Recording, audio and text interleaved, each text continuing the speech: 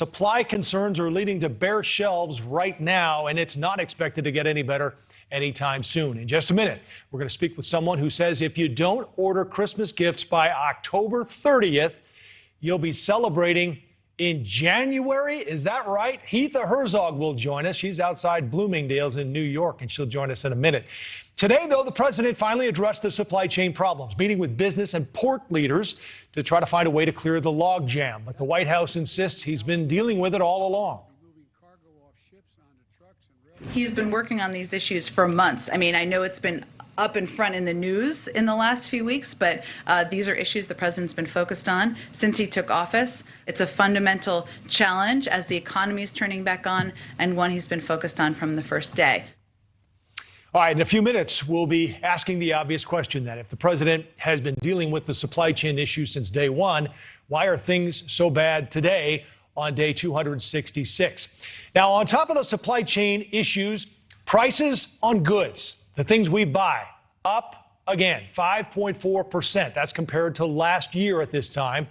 And you may have seen a nice bump in your pay over the past year. Wages are up, but just 4.6%, so not enough to keep up with rising prices. In other words, we're losing money.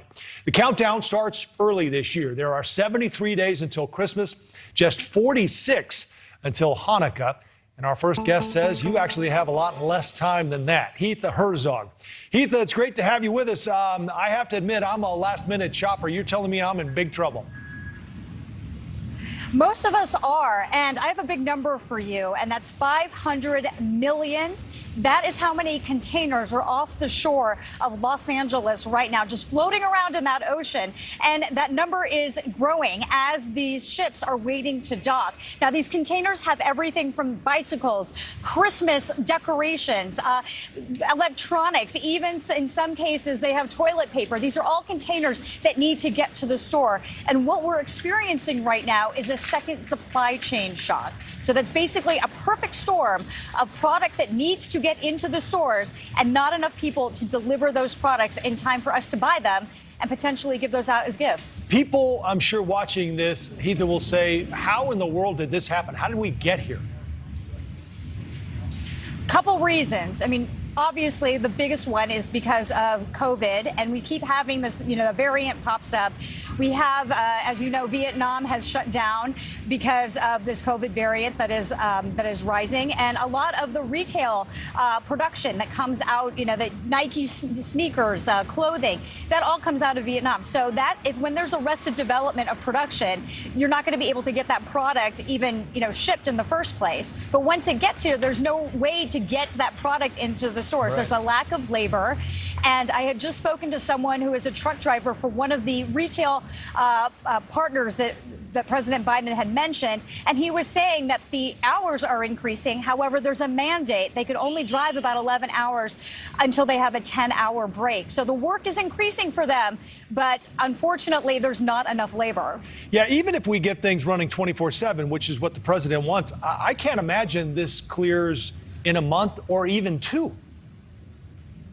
No, we're talking multiple quarters. A couple of the retail presidents of companies that I've spoken to, they were saying at the soonest this is going to clear in June of 2022.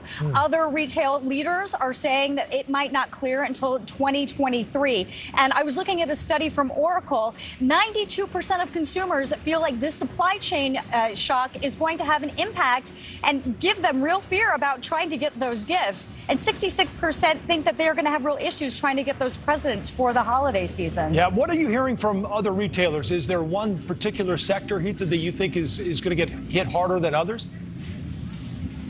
It's really the electronics, because as you know, there was a supply chain issue when it came to the microchips. So right. Anything having to do with electronics, from your televisions to your PlayStations, if you have people in your family that are dying for something that has any sort of microchip that you can think of, my suggestion is to buy it now, because come October 30th, it's going to be in short supply and that price is going to go up. So unless you want to pay almost a 200% markup on products that you could probably readily get last year, I suggest making purchases now if you can.